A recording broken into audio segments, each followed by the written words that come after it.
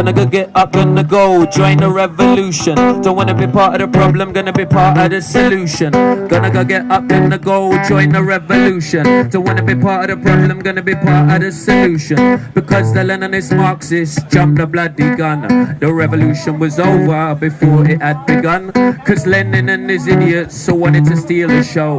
The time was not yet right, if they'd read the book they'd know. Cause Marx hijacked the League of the Just and started a communist game. He fucked the whole thing up, trying to heap glory on his name. So now if I see what's happening and I want to resist, they got a little box for me, they call it a Marxist. But I ain't getting in your little boxes, no, boxes ain't my thing. I ain't even socialist, I ain't even left wing. But I got more revolution in me than the rest of you put together. What sort of revolution? Well, I tell you what, you're never gonna get a Marxist revolution in England. The majority is middle. 95, you understand. And the working class is a builder on 40 grand with a house in Spain. He reads the Daily Star, there'll be no revolution in his name. And the Marxist intellectuals all upper middle class. It don't make no sense, Karl Marx's time has passed. But there's a new kind of revolutionary vibe going round. Can you see the smoke in the distance now? Can you hear the sound? You're definitely gonna go get up, gonna go join the revolution. Don't wanna be part of the problem, gonna be part of the solution. Gonna go get up, gonna go join the revolution. Don't wanna be part of the problem, gonna be part of the solution. Okay, I'm Bruce Kent and I'm the chair of the Movement for the Abolition of War and the Vice President of CND, and I'm very glad to be here today. I think the world is in a very critical condition.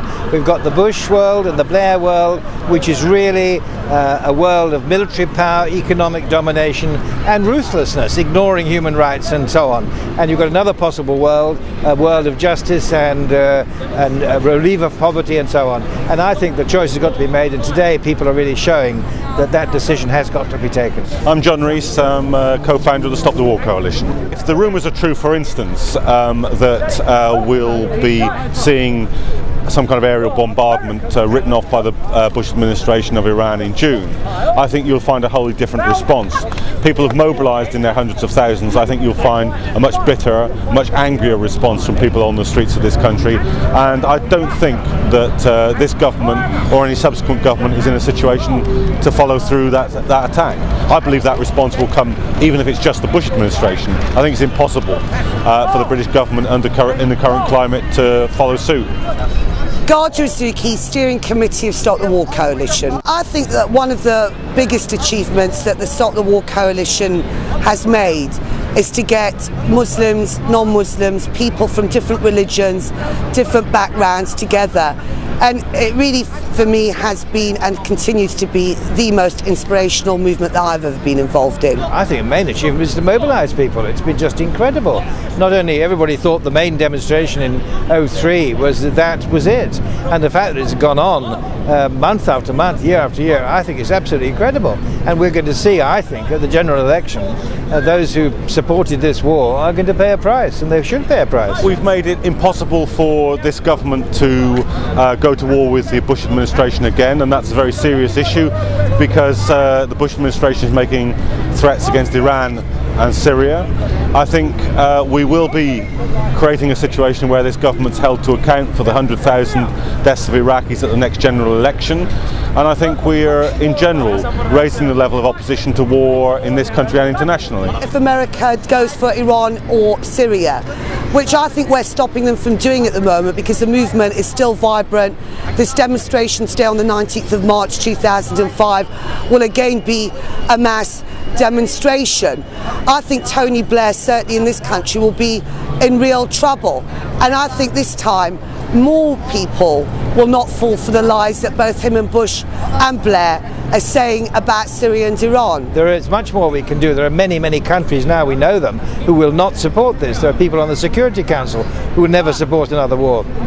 So I think there are plenty of public relations, public opinion areas to mobilise still, and I hope we will go on doing it. I think Tony Blair needs to answer for his crimes, not only in a court, but to the people of this country and to the 100,000 Iraqis that have died as a result of his action? Well, the International Criminal Court has a big dossier on the two things they can adjudicate on. One is crimes against humanity, and the other is war crimes. And those are two specific issues, and they have a big dossier, and they've acknowledged it as saying this is a substantial accusation which they are investigating seriously. That's all I can say. He ought to be. That's all. If the court's going to have any credibility, they ought to prosecute him. The revolution we're talking about is a democratic revolution, but it's going to be very difficult because the media is trying to set the agenda as anything but the war for this election. I cannot criticise anyone for joining the army because I know that most of them join for what they regard as very sensible and wise reasons. I did the same myself,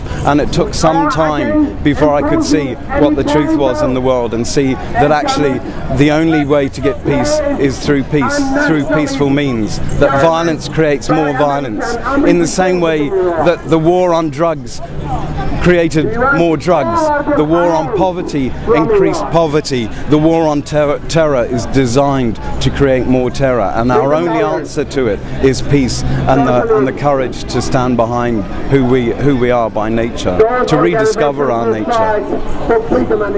So, the plan we've been trying to push is to get people to campaign to vote outside the top two parties. That way, you don't have to back a political party, you don't have to become a party person. You're not saying who to vote for, you're saying who not to vote for, and you vote outside the top two. Come and bounce to this, bounce to the left, to the right, now twist. Come and move to this. You know you really wanna have to get up for this, yeah. Come and bounce to me. We're gonna go set the whole world free, yeah. Come and bounce, come and open your mind. This is the time, and none of this is the time. So we're gonna get it together now. Trust me, the dark future's not the only way. We're gonna get it together, gonna come up with the plans, and be looking for the bright day. People, now you really gonna ever believe these things that we're trying to say. So if we can't pull it off this time, we may be looking for a really, really darker day. We gotta get back, or in a sense fix up our broken hearts and find a way to put good leaders at the top of the power pyramids, or reprove the democratic way. Said if we can't pull it off this time, our children may have a big old price to pay. Instead we're gonna get it together now. Trust me, the dark future's not the only way. It's not the only way.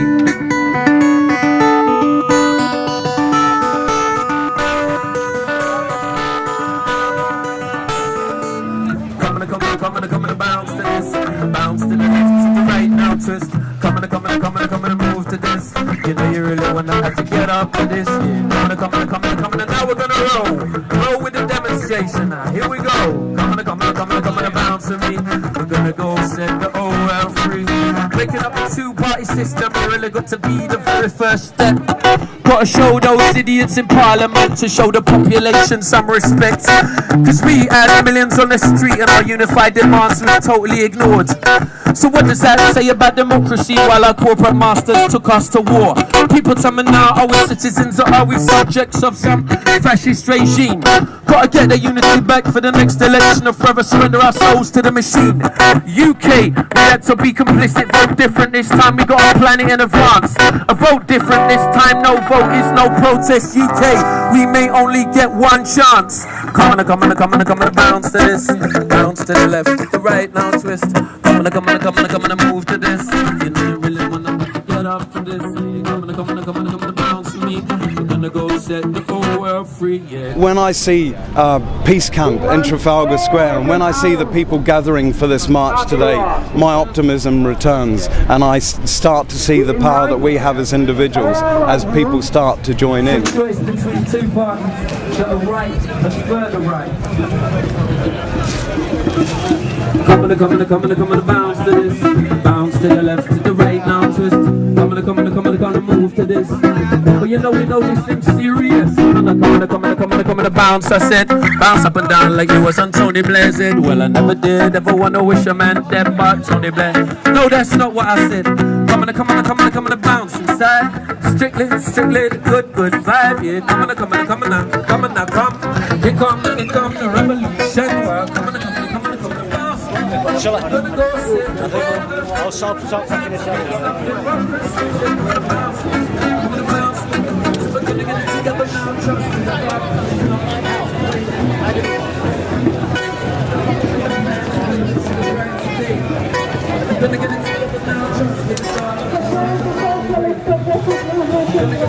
gonna come up with a plan, gonna fix up democracy. Fair people think. Cool. Wow, that was magic. You got some good stuff there, yeah, I can tell.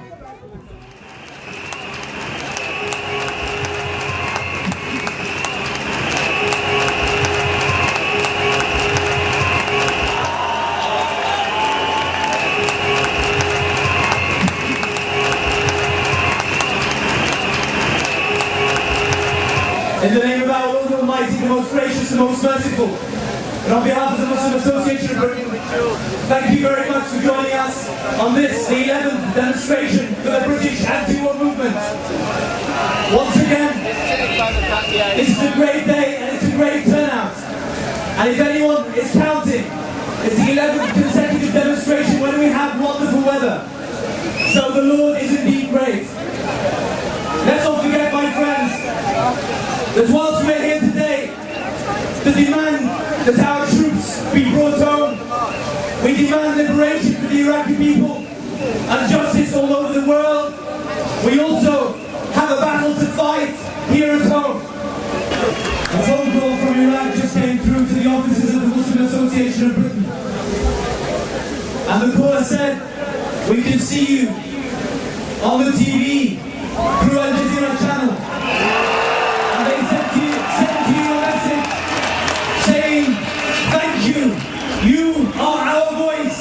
Thank you, you are our voice. When I was walking the streets of Baghdad, after the American tanks occupied it, the most popular